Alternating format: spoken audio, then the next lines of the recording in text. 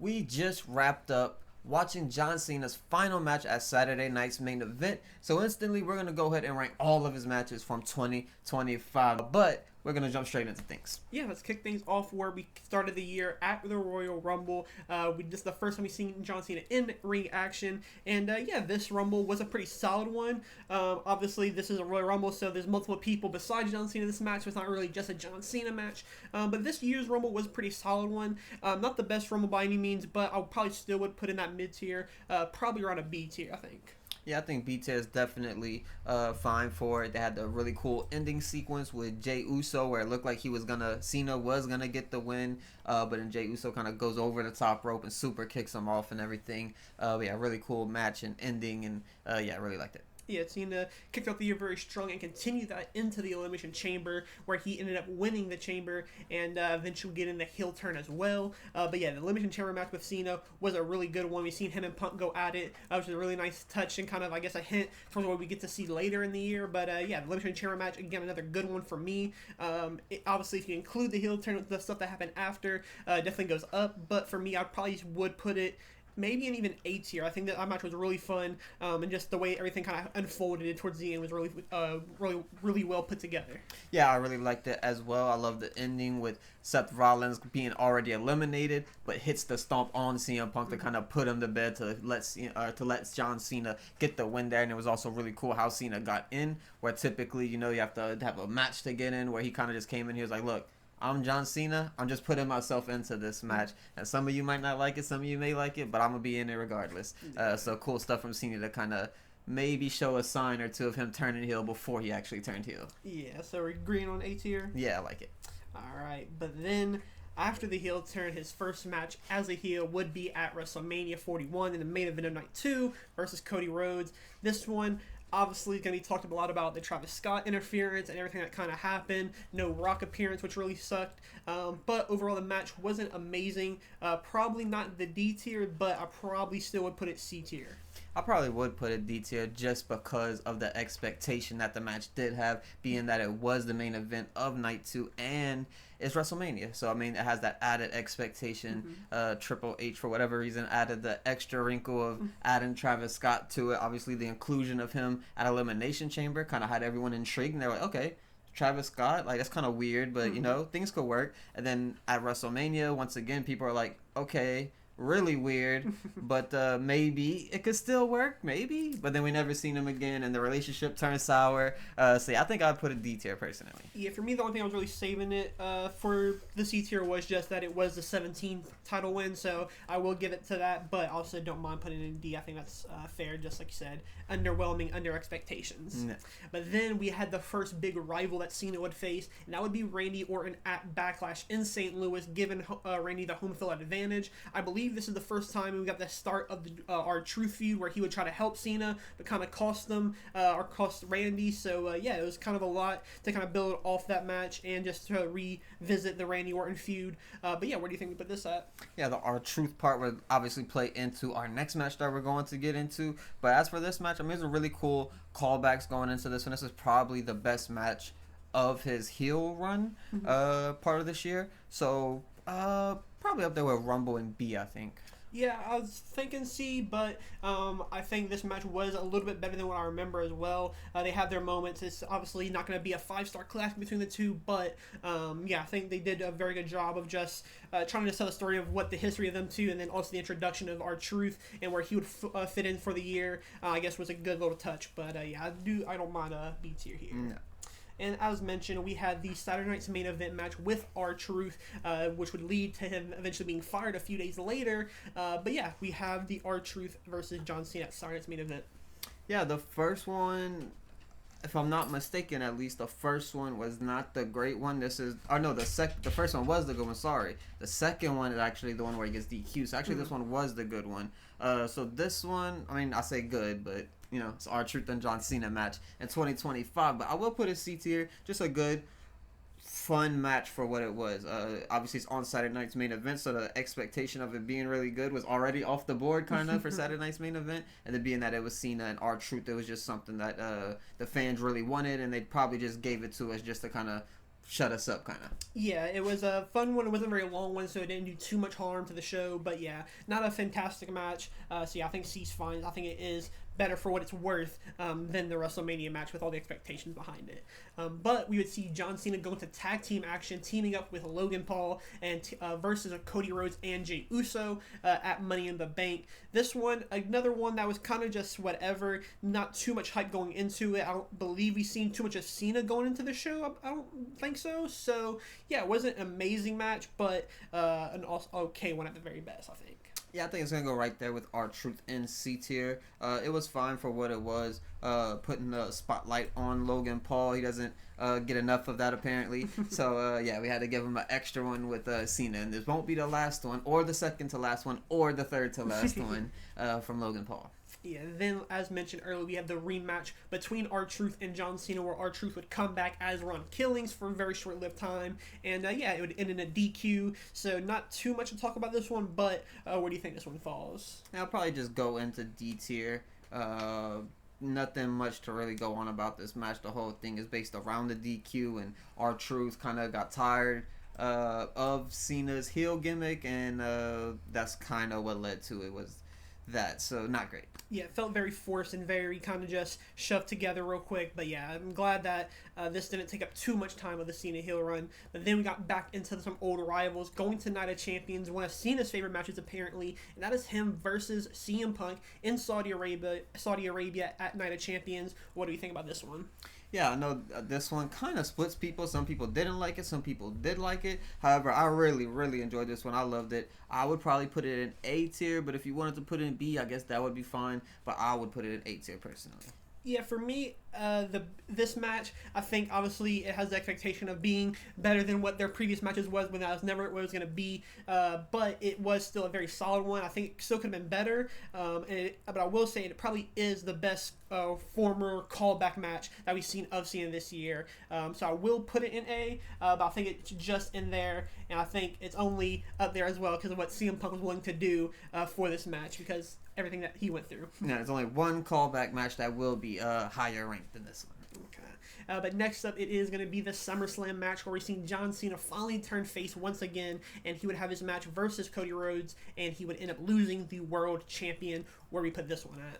Yeah, this was the makeup for what they did at WrestleMania. Much better match, much better storytelling, build up to it. Everything about it was really good. Obviously, like you said, leading up to a face turn, which is what everyone wanted at this point. The heel turn was interesting at the start, and everyone was intrigued by it. However, they didn't do it in the right way to keep everyone's interest, so we definitely lost that interest by the time this match came around, and we were ready for that face turn to happen. But really good match. A, maybe B, probably more towards B. Yeah, I'm mostly leaning towards A. I think this was just a really fun one. It's probably the best performance just from Cena, I think, since the Chamber match. So for me, it was one of my favorites. I think the action in between was really fun. They had a lot of just action with weapons and stuff like that. You don't really see that in the street fights nowadays. It's kind of a lot of in-ring action, and then they get a little bit of weapons, but this one had a lot more weapons than in-ring action. So for me, I'm leaning more towards A, but if you think B, I don't mind putting it in there because I might be overrating it a little bit. Yeah, I mean, it's fine. It still was the match that turned everything around. He got the entrance back for this one as well, so still a great moment here at SummerSlam. And then we went back to SmackDown for John Cena, where he did a tag team match with Cody Rhodes, taking on Drew McIntyre, and I believe it was Logan Paul. Logan Paul, correct? Yes. Yeah, this one, not a very crazy one. Obviously, it's a SmackDown match, not a pay-per-view. So where do you put this one at? Yeah, I mean, it was fine for what it was, of course. Probably C tier. I think it was a fine match, nothing too crazy here. But yeah, another Logan Paul match here. Yeah, it seems like that would be a common theme for that. And as we go into the Clash in Paris match again versus Logan Paul, nothing crazy. A good moment for Logan Paul. I can't say he doesn't get the opportunities. He was able to wrestle Cena in one of his last matches. So yeah, this one not too great. Probably again gonna fall into the C. Yeah. I would probably put a B tier. I do think it was better than the R-Truth match. It was better than the tag match at Money in the Bank and the tag match on SmackDown. I would put it B because there was some pretty cool stuff here as well. Yeah, the only thing is I don't think it's on the same tier as the Randy match. I think that one is just a little bit better. I do think it would be like on the top of the C end. So Yeah, I don't mind putting it B, but yeah, probably would be one that I would personally switch to C. But we got things kicking off again where we had the open challenge from Sami Zayn, where it would kick off with a John Cena, something that he kicked off back in 2015. So a really cool callback here. And yeah, this was a very fun match. Yeah, what do we think?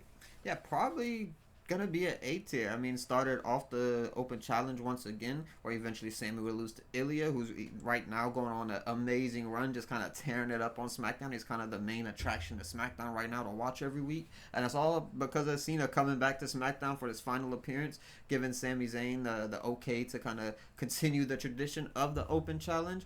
And the match itself was very good. Obviously, Cena did end up losing this match, but it was really good stuff. And yeah, this one's tough to rate. Probably A, maybe B. Either one's fine with me, but it was a great match. Yeah, I think I would put it B just because there wasn't too much stakes into this match. Obviously, it's for the United States champion, and there was a chance that Cena could win it to hold that U.S. champion one last time during this run. But it kind of also felt that it was just going to be a Sammy win as well. It was a really good match, I will say that. But yeah, I'd probably put it B personally. No. But into a match that didn't feel necessary at the time, but something that I guess was something that we all kind of expected to happen. That was versus Brock Lesnar at WrestlePalooza, and basically what was a squash match. Yeah, definitely going into the D tier here. I don't think there's going to be any complaints about that. It arguably should be in its own tier below D tier. But yeah, terrible match, nothing to it. Does absolutely nothing for Brock Lesnar except kind of give him a moment, which, I mean, if you wanted to give him a moment, it didn't have to be versus Cena in one of his very last appearances. But yeah, terrible stuff. It makes a little bit more sense now in a way, now that we know Brock Lesnar will be retiring in 2026, so it's kind of the start to the build towards that, I guess. But yeah, still terrible decision, terrible booking, terrible match, and terrible person. Yeah. But thankfully, it got rebounded by AJ Styles in Perth, Australia at Crown Jewel, and this one is a really fun one from the introduction of the match to just having in between the ropes. This was a complete fun night and one of the best matches probably we've seen of Cena this year. Yeah, and this is going to be the one I mentioned earlier. I think this is going to be the first S-tier match. The crowd interaction from start to finish. AJ Styles coming out in his old TNA gear, kind of referencing the cover of Pro Wrestling Illustrated or whatever, where they both shared the cover of it. John Cena writing that special announcement for Alicia Taylor to give to AJ Styles. The callbacks that they did with the James Storm super kicks and just everything that they did throughout that entire match. The RKOs, it was just amazing stuff all throughout this match. The shout out to Samoa Joe as well. But so much good stuff throughout this match. The feeling it gave was amazing to the point where if this was the last match, I think everyone would also be very happy. Yeah, this was, like I said, a great performance from both men, from everything, all the callbacks to their previous rivals, other rivals, things they did in their matches in the past. It was just a great moment, like you said. And yeah, this is definitely one I can agree with going into S. Just like you said, a really fun night. But another fun night was when John Cena won the Intercontinental Championship in Boston to become a Grand Slam champion. This match was a solid one. I will say I do think the other match with Dom is going to be better. But where do you think we rank it at? Yeah, the other match was definitely better. However, this one was still very fun. The crowd of Boston definitely helped carry this match. The promo of Dom kind of leading into it whenever Triple H was in the ring with Cena, and then he kind of comes out and he's kind of talking his shit to John Cena, telling him to get out of his ring and all that. He's the best luchador, everything. But yeah, really good stuff from Dom leading into this promo or this feud here. But I will go probably B tier, I think. Yeah, that's where I was thinking as well. Like I said, I think the other match will be a little bit better. But yeah, this match was really cool. The moment of Cena getting that Grand Slam is obviously going to be what's to be talked about the most here. But yeah, a really cool moment that Dom was able to get at least one match. And then we'd eventually get two matches from Dom. So yeah, really cool moment there. No. But next up, we went back to Raw, where John Cena would have a six-man tag with Rey Mysterio and Sheamus to take on the Judgment Day, and kind of an impromptu match as well, and John Cena's final Raw appearance, I believe. So, yeah, a really cool moment, and another kind of sneaky good match from John Cena. Yeah, this match is obviously going to mean maybe a little bit more to me than it is for everyone else because it is my favorite. I got to see Finn Balor versus John Cena one more time. So really good stuff to be able to see that, of course. I was hoping to get some sort of interaction, and I was able to get a full-on match. So that's always really cool. Good for JD as well to kind of get that kind of rub, I guess, from this. But yeah, this is nothing too crazy, of course. Just a lot of fun stuff to see John Cena team up with some old rivals with Rey Mysterio and Sheamus. A couple of callback with they do the beats like Sheamus does. They all three did it together, and they all three did the 5-knuckle shuffle together. So really fun stuff. Probably C tier, maybe B tier. Yeah, I was thinking B tier. I think it was just really fun. Like you said, the interaction between all three was a really cool moment. Three guys that had their own little situations with each other, but coming together on that night was really cool. And then, yeah, just the moment with Finn Balor getting a John Cena match, JD getting the match, and then another Dom match as well was really cool. So, yeah, it was really nice. I probably would put it in B as well. Yeah. But as we mentioned, we went to War Games in San Diego, where John Cena would have to go against Dominic Mysterio once again, this time losing the Intercontinental Champion, and we'd also see the return of Liv Morgan. Yeah, this was completely amazing. This was just, I absolutely love this match. This will probably be another S tier in my opinion. The match was fun. The ref bump was good. It wasn't like an absurd ref bump that we sometimes see in John Cena matches. It's one that made sense. The Dom faking the injury just to come back in the ring after Raquel hits the bomb, whatever bomb her finisher is. And then the pop rocks from Roxanne as well. The Liv Morgan return. The frog splash from Dom into the pin, and then the ref doesn't count. Just so much things to talk about. Moments that happened during this match. Literally during this one match, 5 or 6 memorable moments that you'll remember for a long time happened during this match. So probably S tier for me. Yeah, I don't mind putting this on S tier as well. Like you said, this was just a really fun night. The Liv Morgan return was a really cool touch for her get her moment, but also seeing Roxanne and Raquel also have a little bit of an interaction with Cena was really nice. Yeah, everything was cool and very well put together. I like the Dom stuff after just seeing the injury with Penta, kind of playing off of that, but then kind of getting the sneaky heel, try to get a pin off of it. But yeah, really cool moment for John Cena's last real pay-per-view of his career. And also we did the double AA to JD McDonough and Finn Balor one last time, so really cool Super Cena spot to call back to. And then the final match of John Cena's career and the final match of 2025 for Cena would be against Gunther at his own Saturday Night's Main Event, in what would be a very emotional night, one that almost got me a few times, but in the end, Gunther would finally make John Cena give up. The phrase he's always said he would never do, he finally did it, and he went out with a bang with a great match with Gunther. Yeah, and not only that, but he also went out with a smile on his face right before he tapped out. You could see his face kind of go like, you got me. He gives him the smile, taps out, and that was the end. Definitely going to go in S tier. Even if the match was terrible, I think that it would still be an S tier just off the vibes of the crowd just erupting at every little thing that either one of them did. The booing towards Gunther just being one of the best heels in pro wrestling in general, and the kind of Gunther proving people why he was the person who got this match and why he is just the perfect person to be able to do something like this to a person like John Cena. Yeah, I mean, it says a lot that Gunther was able to get this opportunity. There's not many men, I think, right now on the main roster that could go into this match with what is going to happen after now, when we do see Gunther for the first time after this win. Not too many guys are going to be able to hang with that pressure. I think Gunther is the type of guy who will be able to deal with that. And yeah, I think he played the role perfectly. It was a great decision for Gunther to be the last opponent. Now, whether it was the right call for him to win or lose will be a different discussion.